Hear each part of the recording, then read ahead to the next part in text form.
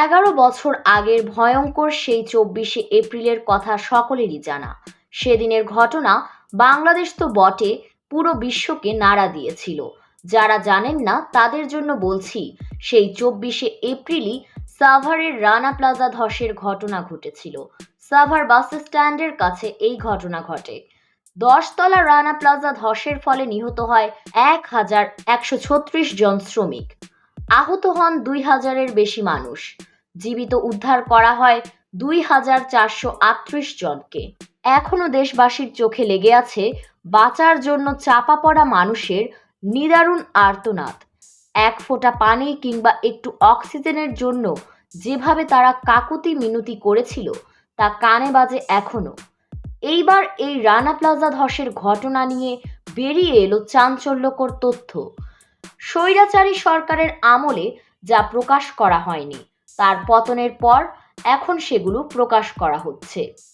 সেই সময় রানা প্লাজার উদ্ধার কাজে সার্বিক তদারকির দায়িত্বে ছিলেন সেনাবাহিনীর 9ম পদাতিক ডিভিশন, যার প্রধান ছিলেন সাভারের জেনারেল অফিসার কমান্ডিং বা জিওসি তৎকালীন মেজর জেনারেল চৌধুরী হাসান সারওয়ার্দী।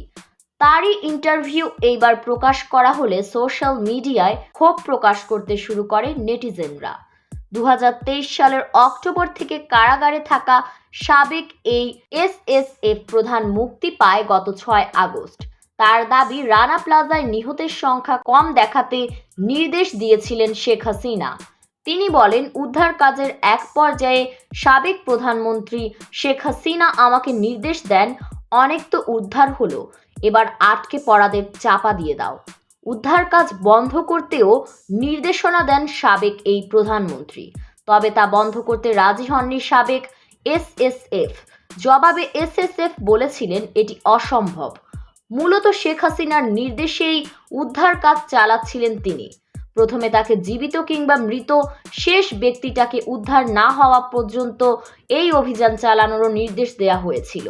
পরে আবার শেখ হাসিনাই তাকে বলেন, স্পেট্রাপ গার্মেন্টস নামে একটি গার্মেন্টস বিএনপির আমলে ধ্বংস হয়েছিল এবং ওই ঘটনায় মানুষ চাপা দেয়া হয়েছে, কাউকে উদ্ধার করা হয়নি। প্রধানমন্ত্রী শেখ হাসিনা আবার সেই লাশগুলোকে পুলিশের কাছে দিয়ে গুম করে ফেলার কথাও বলেন। এসএসএফ এর কারণ জিজ্ঞাসা করায় প্রধানমন্ত্রী বললেন, গুম না করলে পরের দিন বিএনপি এবং খালেদা জিয়া লাশ নিয়ে মিছিল করবে, রাস্তাঘাট বন্ধ করে সরকারের বিরুদ্ধে আন্দোলন শুরু করবে। এমন আরো অনেক কিছু অমান্য করায় হাসান সারওয়ার্দী তাদের শত্রুতে পরিণত হয়। তবে রানা প্লাজা থেকে 17 দিন পর জীবিত উদ্ধার করা হয় রেশমাকে। আলোচিত ঘটনা সম্পর্কে সন্দেহ রয়েছে অনেকেরই। আসলে কি হয়েছিল তখন?